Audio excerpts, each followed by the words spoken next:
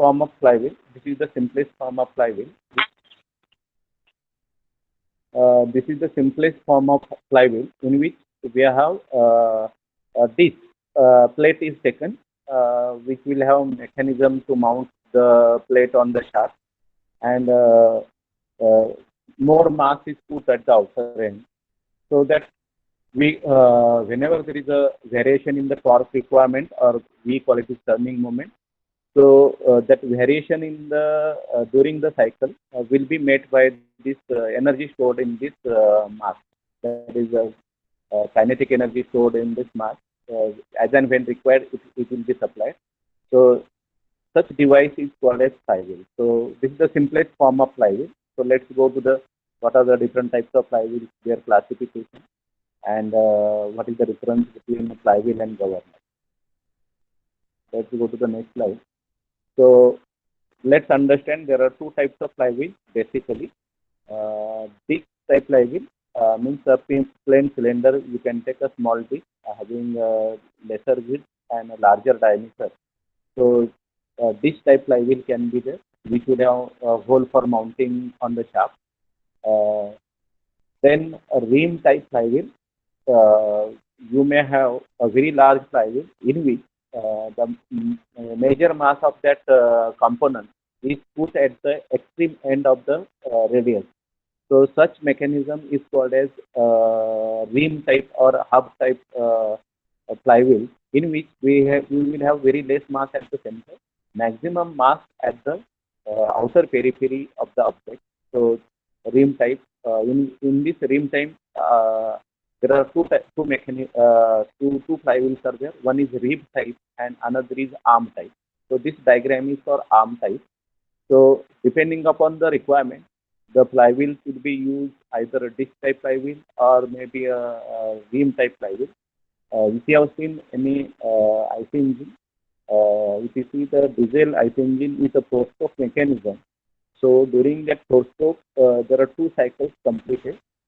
In each cycle, there is no power generation. So only one cycle there is a power generation. The rest of the cycle will be operated with the help of power generated in the another cycle. So uh, uh, there will be variation in the torque requirement from the load side also during the cycle.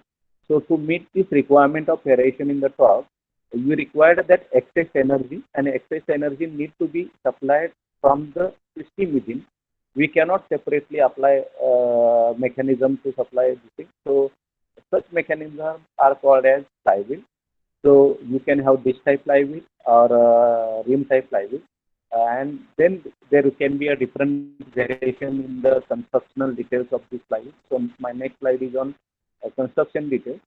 So when we are designing flywheel, you need to take care of one concept called radius of gyration.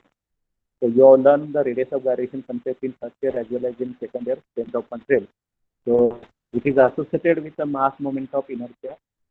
So when I say mass moment of inertia of any solid body object rotating about certain axis, so if you determine the mass moment of inertia about that axis, so that is equal to mass of that object into the radius of gyration square.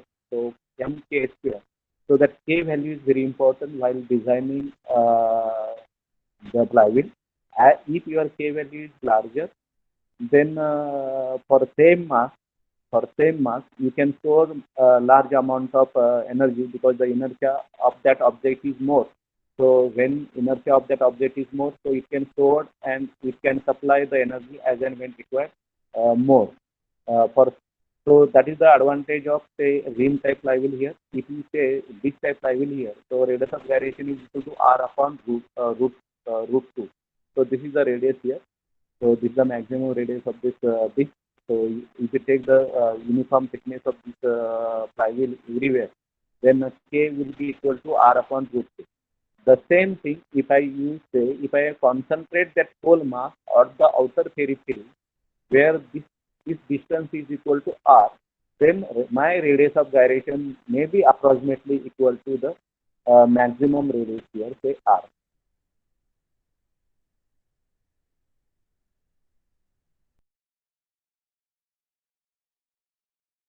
for rim type flywheel can be taken equal to the radius or mean radius of your rim. So this will have inner radius, this will have outer radius here, if this is the center. So you can take mean radius, and that can be considered as the radius of gyration.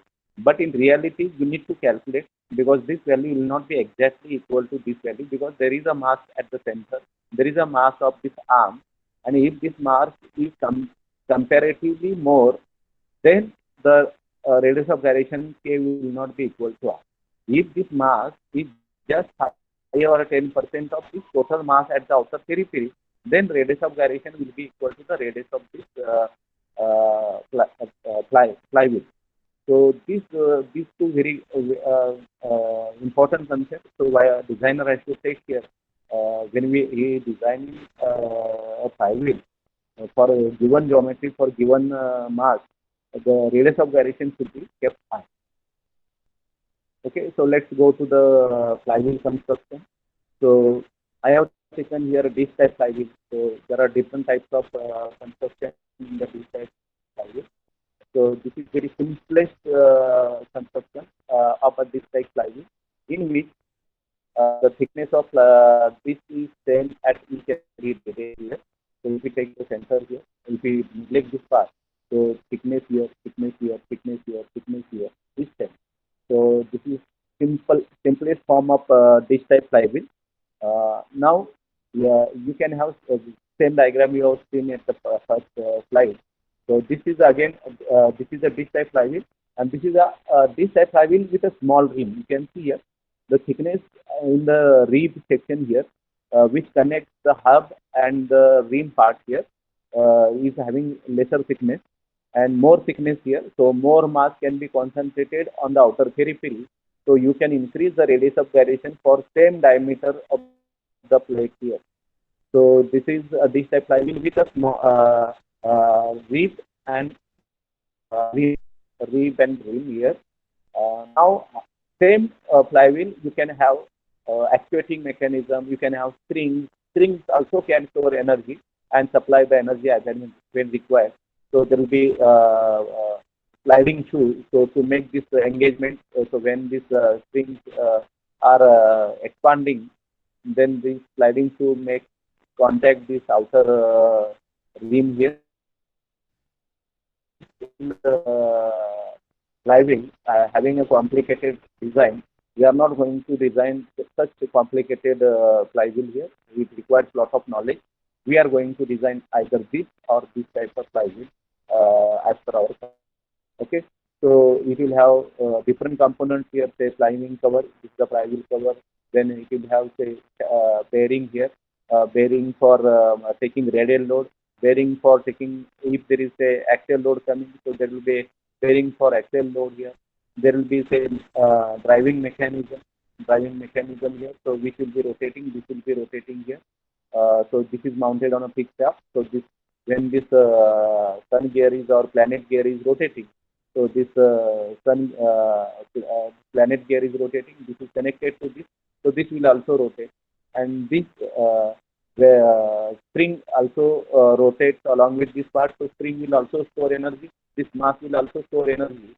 So as and when required, you can supply that excess energy.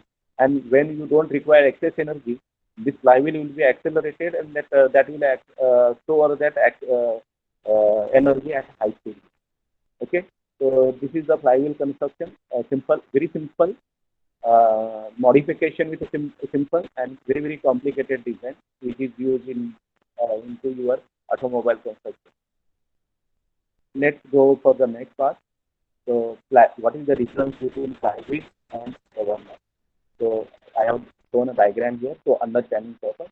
So, flywheel is a mechanical component which is directly mounted on the shaft, with a mass, and it doesn't have any actuating device. Flywheel is a very simple mass.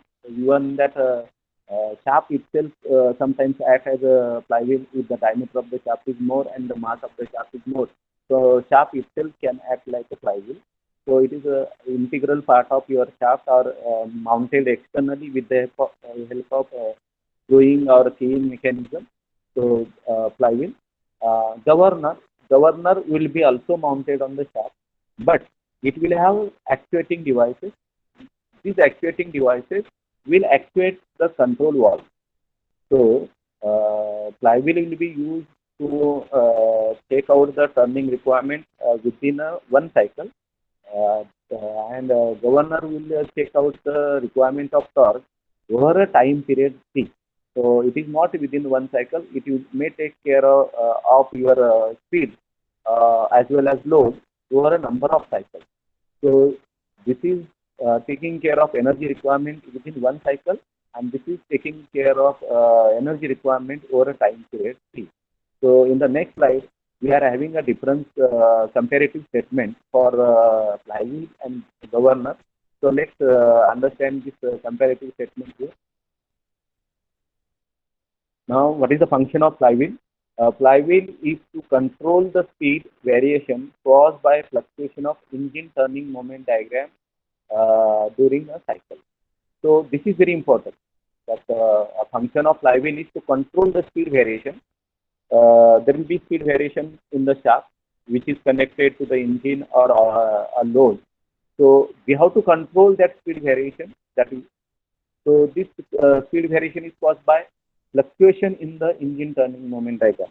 So if you are having input drive as I say engine, so what will be happening? It will not develop same value of torque at same time, and the shaft is connected to the output, which may have constant output requirement, or it may have variable output requirement. So the load applied also may not be constant. So in such cases, there will be fluctuation on the engine turning moment diagram during one complete cycle. So flywheel is to control speed variation during one cycle. Now governor function is to regulate the mean speed of engine.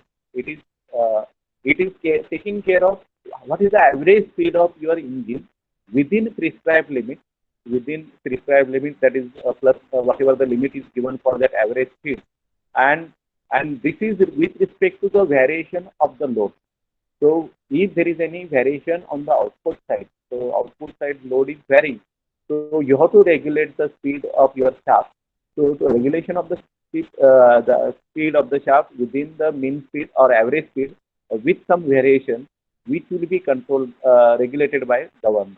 And here the flywheel is controlling the input part. So flywheel takes care of the input energy variation, and governor will take care of output load requirement, output load variation requirement. So you may find in some of the mechanisms flywheel and governor mounted together. So flywheel will take care of fluctuations in the input side, and governor will take care of fluctuations in the output side. So in the second part, it is expressing mathematically. Mathematically, flywheel you can write down. So it controls the speed with respect to time. That is variation of the speed with respect to time here.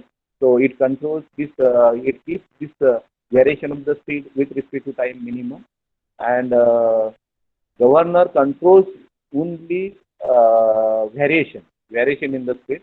So it doesn't take care of time. So it may require more time to control this variation. So somewhere it may require 2 seconds, somewhere it requires 2 minutes also to control that variation in the speed. But this is within one cycle. This variation is controlled within one cycle. So that one cycle may take time depending upon the speed of your mechanism. So if your speed is very large, then the time period will be very, very small, and the delta n has to be very, very minimum, so it can be controlled there. And if the time speed is more, then you can control this delta n for governor very, very easily. So again, what are the different parts here? Flywheel acts as a reservoir. So it acts as the energy reservoir. So it can store the energy as well as it can supply the energy. So it stores the energy due to its mass, moment of inertia, and releases energy when required during the cycle. So when there is excess energy available, that time flywheel will store that energy, and when you require additional energy to operate that mechanism, then that excess energy will be supplied by the flywheel, which is already stored. The governor will regulate the speed by regulating the quantity of charge and working fluid of the prime mover. So governor is mounted and which will operate your flow control valve of your fluid. So when you require higher speed and the speed is low there, so it will supply more fuel and it will increase the speed of your engine. If the load acting on the engine is low and we require less power to be generated or less turning movement required there or less torque is required, then governor will reduce the speed by reducing the fluid supply or fuel supply. So governor regulates the speed by regulating the quantity of charge or working fluid of prime mover. So it is related to the economy. It is nothing related to the economics. It is within the cycle. So here the fuel consumption is there. So how we are regulating the fuel. So if you conserve fuel for same speed, then means you are doing the economical operation. Then fourth difference part, it regulates speed only in one cycle. So it takes care of torque variation or energy variation only in one cycle. The governor requires a time over which the regulation will be done. So it may require more. So it regulates speed over a period of time. So in that case, the number of cycles performed by that mechanism may be greater than one or less than one, depending upon the time period. Flywheel has no control over supply of fluid charge. That is reciprocal of this part is mentioned here. Flywheel will not control any fuel supply. Engine will take its own fuel supply. Flywheel will control only the energy requirement during one cycle. Governor takes care of your fluid supply or fuel supply. So it is that's why it is related to the economy. It is not an essential element of URI prime here. Please remember, flywheel is not necessary, but if you put flywheel, then the variation in the torque turning moment diagram will be low, and you can operate your mechanism without just. So it is used when there is undesirable cyclic fluctuation. So whenever there is a cyclic fluctuation, it is necessary to use flywheel. Otherwise, it is not essential. So it is a desirable. It is essential element of prime mover since varying demand of power may be met by it. So since governor is the essential element in the engine, because if there is a load variation and if you are supplying same fuel, so it will be loss of economy and loss of fuel, and there is a chances since you are not releasing the fuel supply when the load is decreasing, so it may enhance your speed and there will be a problem with the maintenance also of the machine. So governor is an essential element in the prime mover, especially engine. You cannot have engine without a governor. So governor mechanism has to be mounted. Different types of governing mechanisms are there. So you learn in theory of machine part.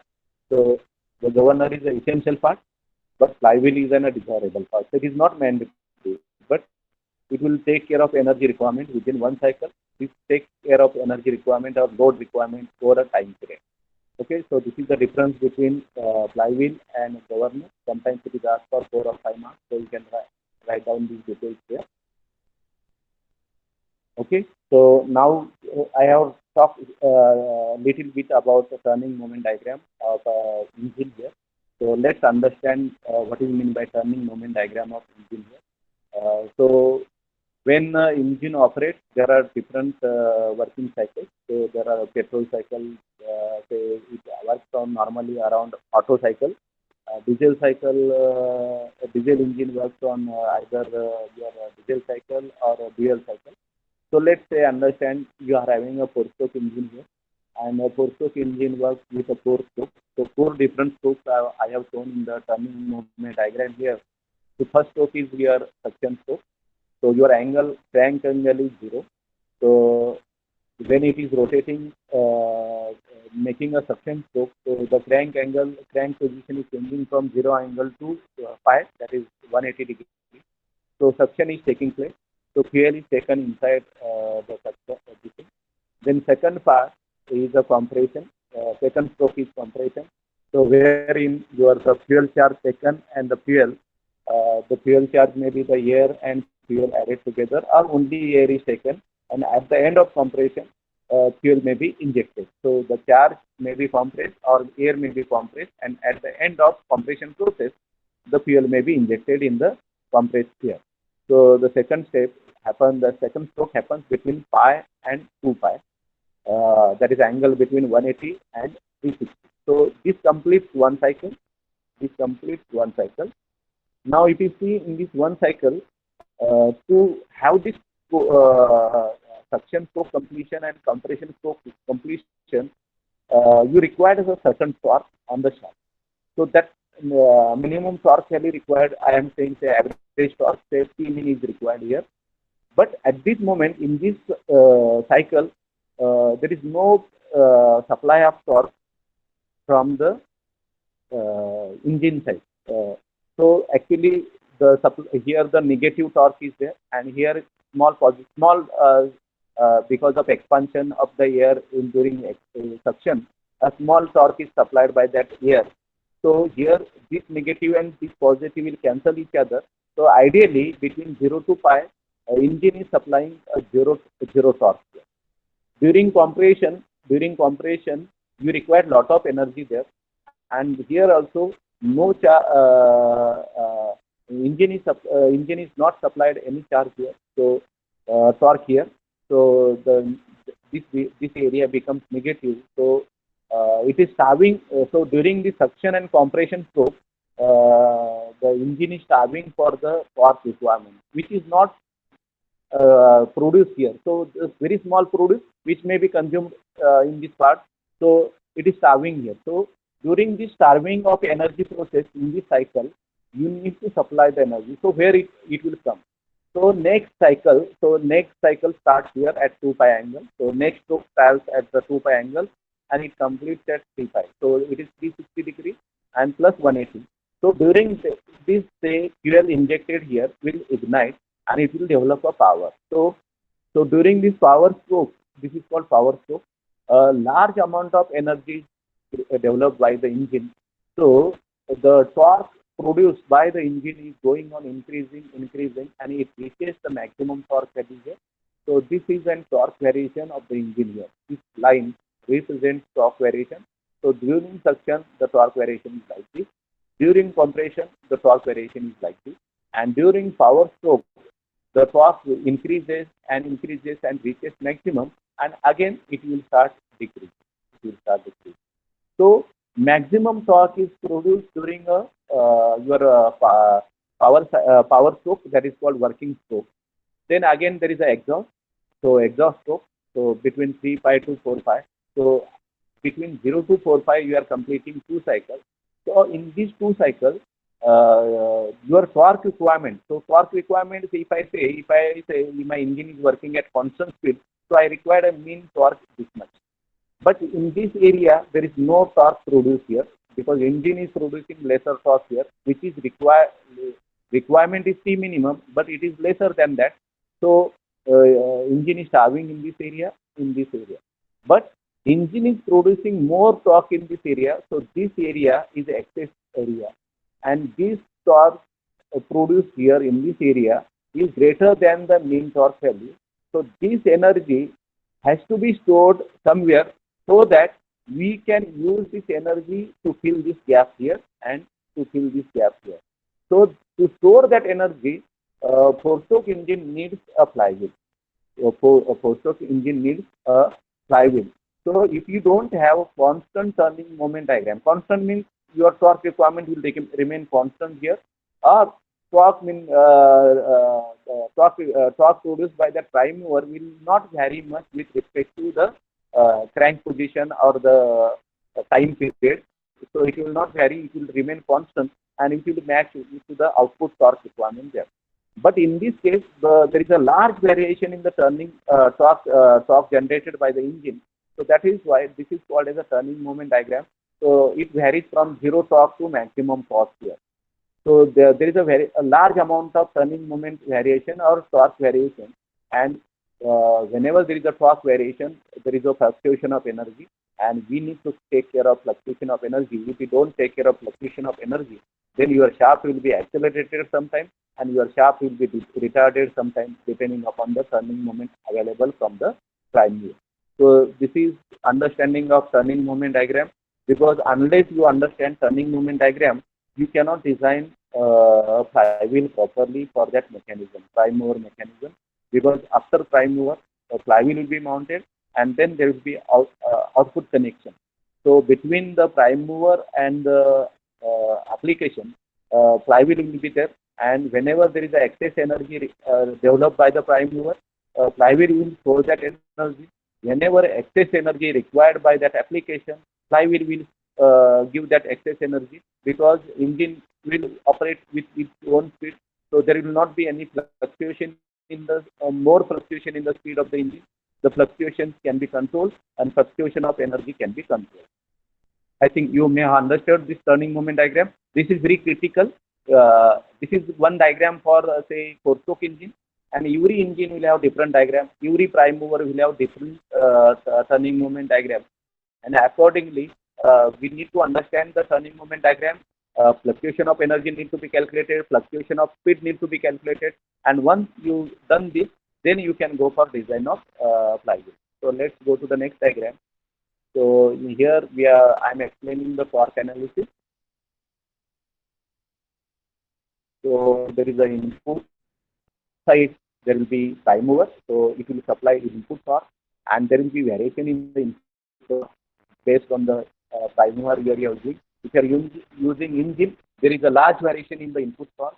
If you are using a motor generator, constant speed motor, then it will supply almost constant torque. So what type of prime mover input device you are using, that will decide the character of the shaft is connected to the output machine. So in with its own torque, here you are supplying torque and here you are withdrawing the torque. So the direction here it takes, I am showing clockwise. So when you are withdrawing that torque, then it will be exactly opposite. So it has to balance the input and output device here.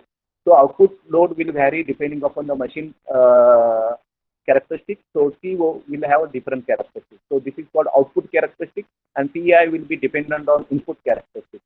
Now there may be variation in this, there may be variation in this, and already I have discussed, if there is a variation in the output side, which will be taken care by your governor.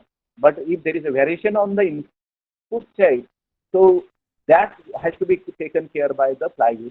So the between input and output, a flywheel is mounted. So this is, I say, this type flywheel. So this flywheel will be mounted. So there is a input torque Pi, there is a output torque TO. So there may be a small variation between input and output. So what is that is equal to I into omega, where average speed or speed of your shaft.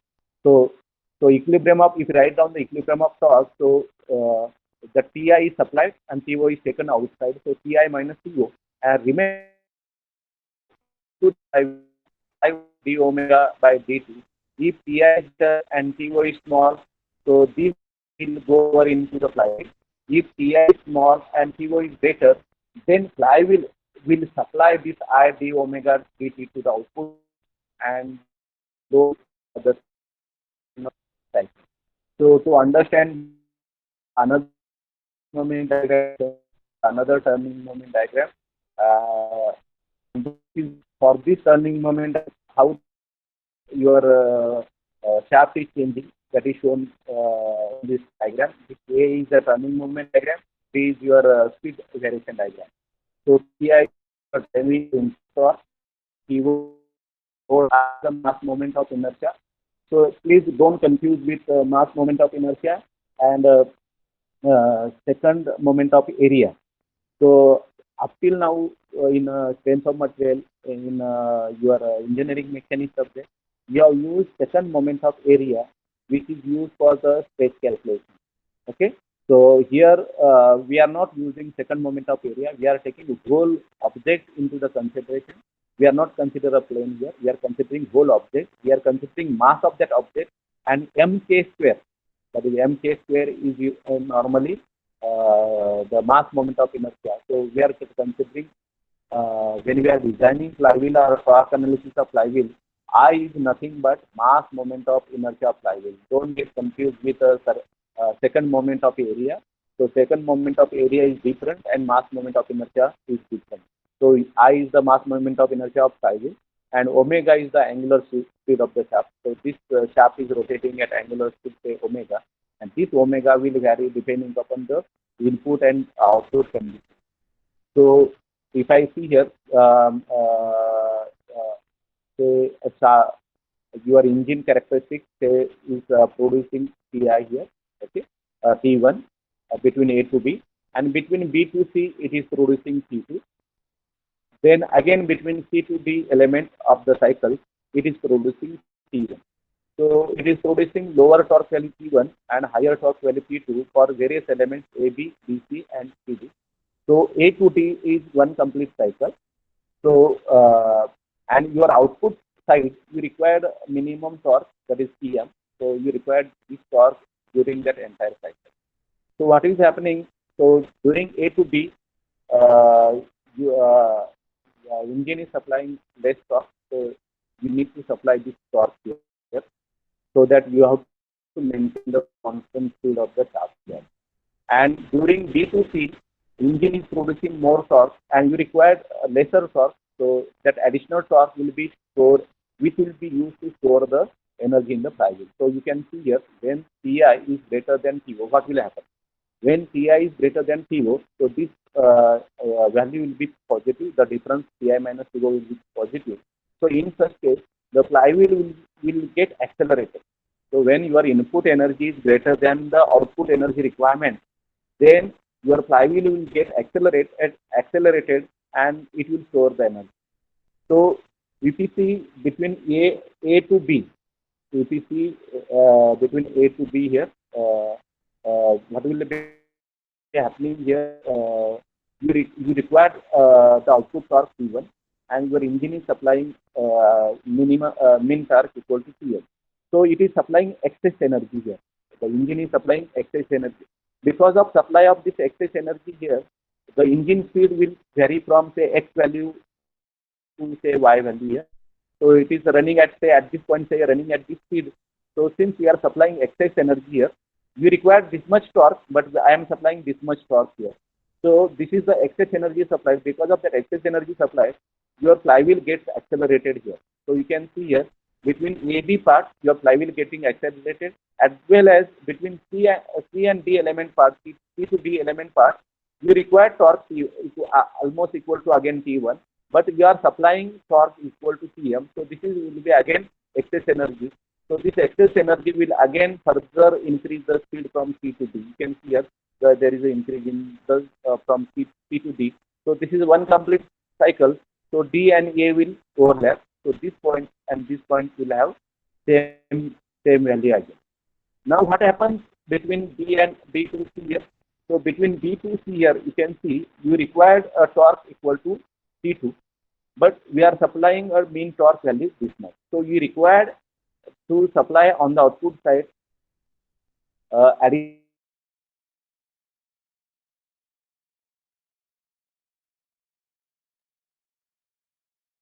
So what will be happening at the point is rotating at maximum speed W max here. Since you require more torque value here, so that is say you are having Ti minus T negative. So your flywheel will decelerate and supply the energy which is already stored. So during this time A to B we have stored the energy. Between B to C, your Ti minus To, that is Ti is less and To is more. So you require more energy on the output side, so which will be supplied by the flywheel. So flywheel will start decelerate and whatever already energy supplied. So decelerate means the speed will start decreasing. So speed will start decreasing from W max to it will reach up to C point. It will reach to the minimum value of W minimum. So there will be speed variation from W max to W minimum between cycle B to C because we required on the output side more torque. So this is the output load characteristic. And I am saying I am supplying input characteristic is constant. So I am supplying constant torque T1. Then in such condition, there will be speed variation on the shaft. So if you don't have flywheel, this variation will be very, very large. And if you have flywheel mounted here, then this we can control this W max and W minimum within a controllable limit. So there you can control within say 2%, 5%, and 20% depending upon the application. So if you require the fluctuation of energy to be as minimum as possible, then this speed variation should be in the range of almost 1% or 2%. W max by W minimum, if you take a ratio and then you evaluate that variation should be within the control. So you can see when Pi minus Q is negative, the flywheel will decelerate, and any supply of energy and it will supply, not any, it will supply the energy which is already stored to the output side. During retarded condition, the flywheel speed will drop to W minimum. So during accelerated, it has reached maximum value. During retarded condition, it will reach W minimum. So this will cause speed variation. So the variation of angular speed is shown in figure. So this is the figure for speed variation within one cycle, how the angular speed of your shaft is changing here. Now we need to control this speed variation. So let's understand this speed variation control in the next slide. Okay, so I am doing the source torque analysis here. Same diagram I have taken here so that we can write the equations properly. So let's understand the cycle. So we have this cycle divided in three parts: part AB, element AB, element BC, and element C. And let's say Tm is the average torque we are supplying from the input side, and T1 and T2 are the output side torque variation. So between A to B element, the output torque requirement remains T1. Between B to C, output torque requirement is T2. And between C to D, again, the output torque requirement is T1. So based on this equation, we are writing the equation here. During the cycle, the element AB and CD, you can see element AB and CD, required torque T1, which is lesser than the torque supplied by the engine or prime mover here. So during this element AB and CD, there will be excess energy available. So this excess energy will be stored into the flywheel. So the element AB and CD, the excess energy supplied to the flywheel. So whatever the excess energy is available, which will be supplied to the flywheel and it will be stored. So the input energy to the flywheel. Now this is an input energy to the flywheel. So it is an integration between A to B. Now here I have shown a rectangle diagram, but in actual torque cycle diagram, it is called as a turning moment diagram. So actual turning moment diagram, this is not horizontal. Please remember, they are having fluctuation in the torque requirement between A to B. So to evaluate that, we have to take integration. Even you can write a multiplication here, but integration between A to B, that is the angle at A, angle at B. What is the variation? Variation is between Tm and the output. So Tm minus T1 into d theta.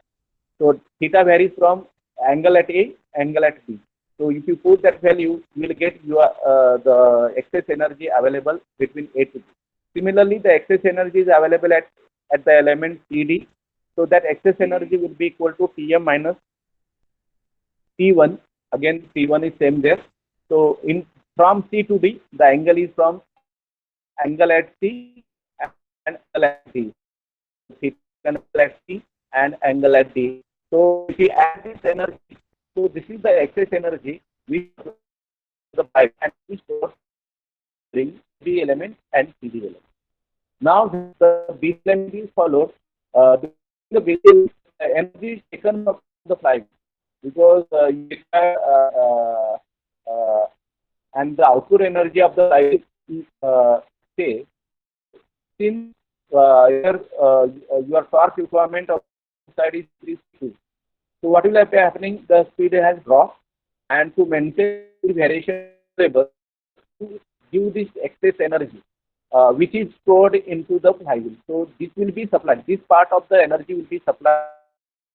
So that you energy from the flywheel, that is from B to C, angle at B and angle at C will be equal to T2 minus, here T2 is greater, so Tm is less, so it will be taken as T2 minus Tm into d theta. So this energy needs to be to flywheel on the output side. So UO is considered as the fluctuation of energy here. So UO or this turning moment diagram is considered as the fluctuation of the energy, and UO need to be written. So what will be happening between B and C? You can see between B and C there is a change in the speed. So change in the speed is from W max to W minimum. So there is a change in the kinetic energy, and this kinetic energy is supplied by UO. So you can write down the change in the kinetic energy. Change in the kinetic energy from point B to C is given by, that is 1 by 2 I omega square is the kinetic energy. Since at this point the omega is omega max, so at this point energy, at this point B, the energy is I omega max square, that is 1 by 2 I omega max square. At point C, the speed is W minimum, so the energy is 1 by 2 I omega minimum square. And this change in the energy is nothing but energy supplied by the flywheel U naught. So U naught is equal to 1 by 2 I omega max square minus omega min square. You can split this part in two factors here. So it is equal to UO is equal to 1 by 2 I into omega max plus omega min multiplied by omega max minus omega min. Now in this formula, this part is very important. This part is called a fluctuation of speed. So W max minus W minimum is called fluctuation of speed. So fluctuation of speed you can write down W max minus W minimum. And now there is a maximum speed, minimum speed. Then what is the average speed? So average speed or mean speed of the flywheel will be equal to, actually this I is not there in that mean speed. Copy paste हुआ. So mean speed is equal to 1 by 2. Please remove this I here.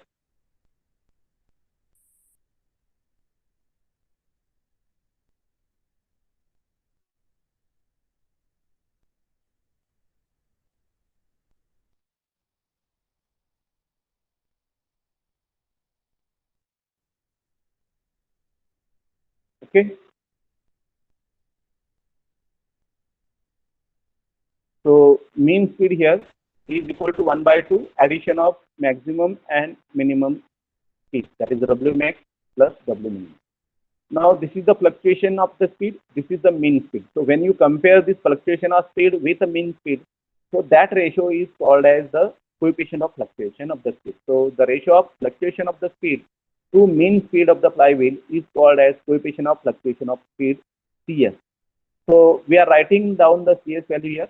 It is the ratio of fluctuation of speed, that is this term, divided by mean speed, that is this term, that is W. So we are writing down here CS is equal to W max minus W minimum upon W.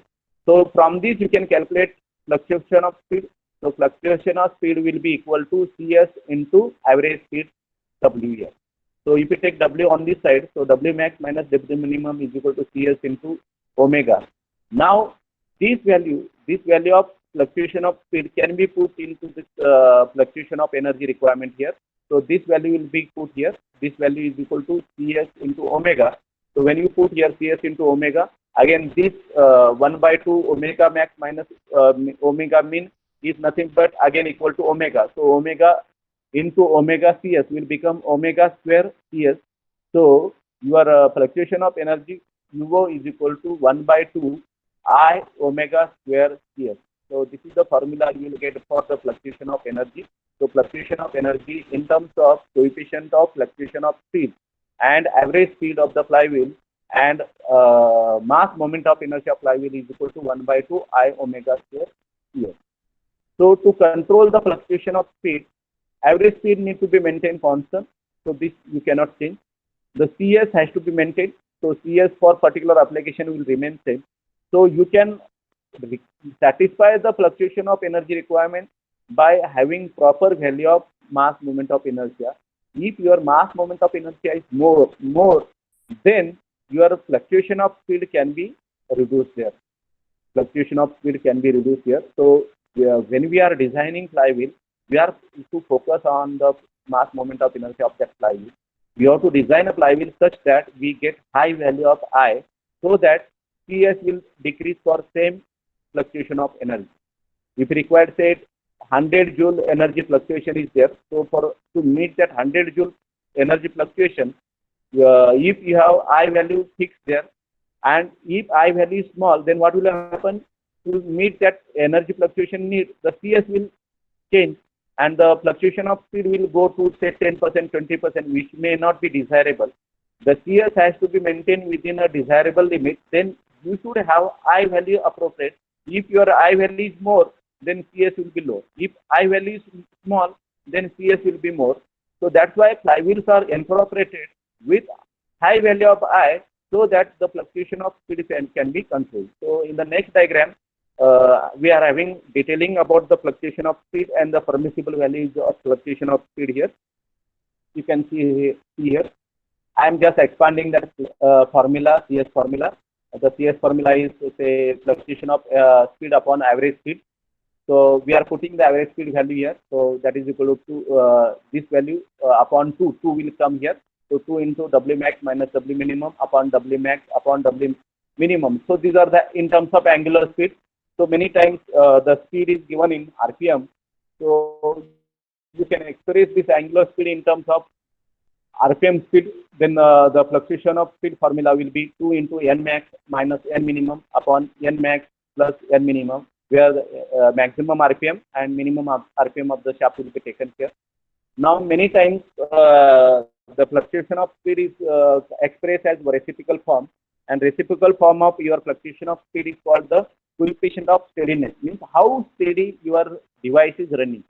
Means whether it is in running at steady state condition or unsteady state condition, your fluctuation of speed is less than you are running at steady state condition. If your fluctuation of speed is more, then you are running at unsteady state condition. So to take the coefficient of steadiness, you can take the reciprocal of coefficient of fluctuation. So reciprocal of coefficient of fluctuation of speed is called coefficient of steadiness. So steady state and unsteady state heat transfer you all learn. So this is an steady state and unsteady state for mechanical energy.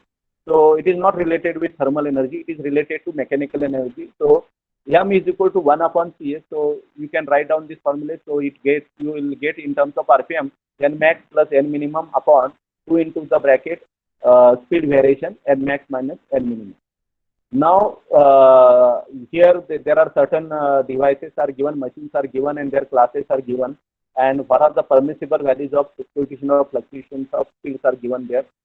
I told you that machine tools, the fluctuation of the speed may be of the order of 3% or 2%. If you are using crushing machine, which requires very large torque values, if you are using punching machine, which requires very large values, mechanical presses and this thing, so there the fluctuation of speed may be of the order of 20%. 0.2 means it is 20%. Here it is 0.1 means 10%. You can see the punching machine, shearing machine, what I am talking about. The fluctuation of speed may be permitted to the 10% to 15%. If you are having gear wheel transmission mechanism, the fluctuation permitted is only 2%. If the fluctuation of speed is very large here, then dynamic load will be very large. We have learned gear design. So to make your gear safe in dynamic loading condition, then your fluctuation of speed should be within control, that is within 2% to 3% control. Yes, you can see gear mechanism, engine with belt transmission, electrical machine, that is generator, electrical motor. Their fluctuation of speed is of the order of almost 0.2%. You can say 0.2%, 0.3%. Even not permitted, the fluctuation of the speed is not permitted in electrical machines, because they are running at very, very high speed. They may be running at 2,800 RPM, or if you are talking about generator, the turbine generators may be running at even 25,000 to 40,000 RPM. So in such case, the speed variation will create lot of problems. So there the speed variation permissible is of the order of less than 0.5% or less than even 0.2 or 0.2%. So whenever we are designing the flywheel, we need to refer these values, and appropriate value need to be considered, and we have to control the speed within that limit only for that application. Okay, so this is regarding the coefficient of fluctuation of speed. So as there is a change in the speed, there will be change in the kinetic energy. So that will cause the change in the fluctuation in the energy, and the fluctuation of energy also can be expressed into the fluctuation of energy coefficient. So in the next part, I am taking care of fluctuation of energy. So coefficient of fluctuation of energy. So here the energy is fluctuating, and the output energy you require more input energy is equal to UO. So the coefficient of fluctuation of energy is defined as the ratio of maximum fluctuation of energy to work done per cycle. So how much maximum fluctuation of energy is permitted within the cycle? So that is considered as normally as UO, and that we have seen in that earlier diagram also how we are calculating UO. So UO is equal to 1 by 2 I omega square Cs, or UO is equal to 1 by 2 I into omega plus minus omega mean into omega max minus omega mean. So this part is called as the fluctuation of energy.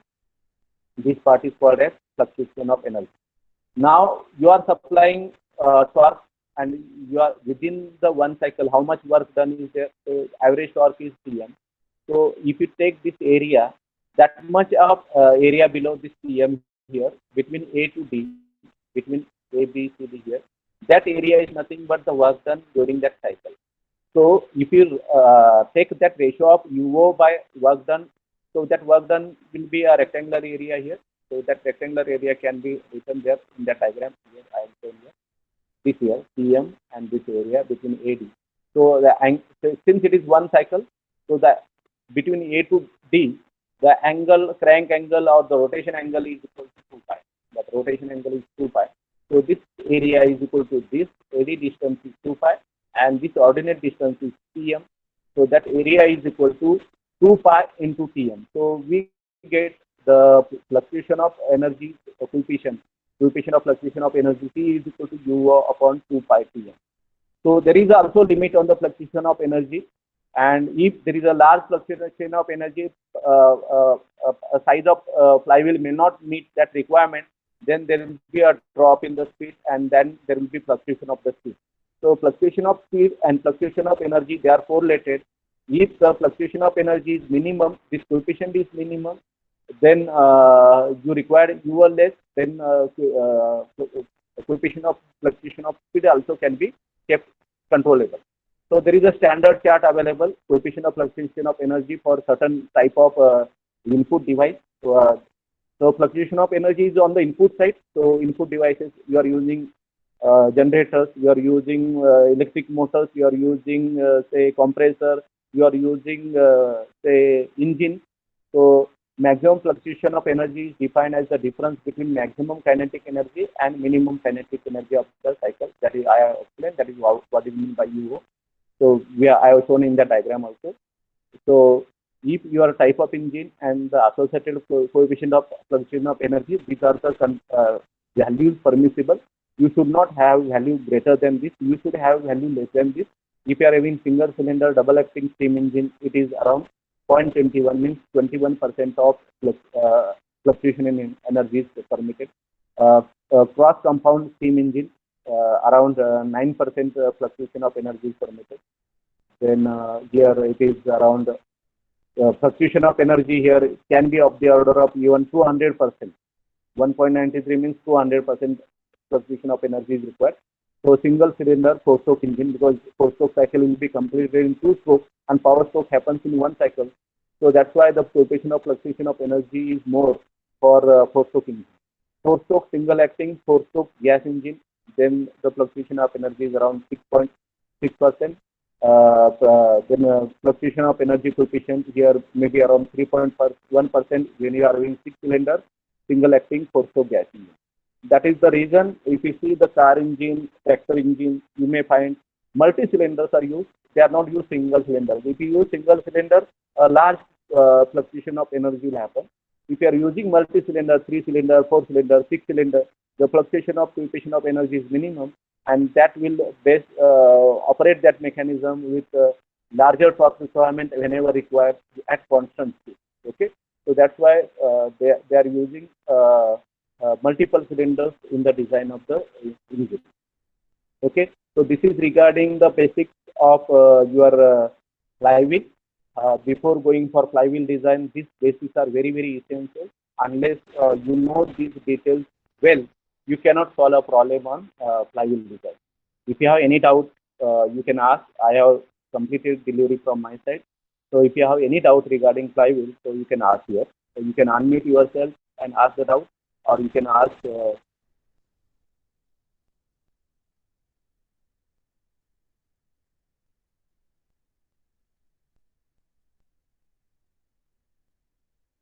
can put your doubt in the chat box also.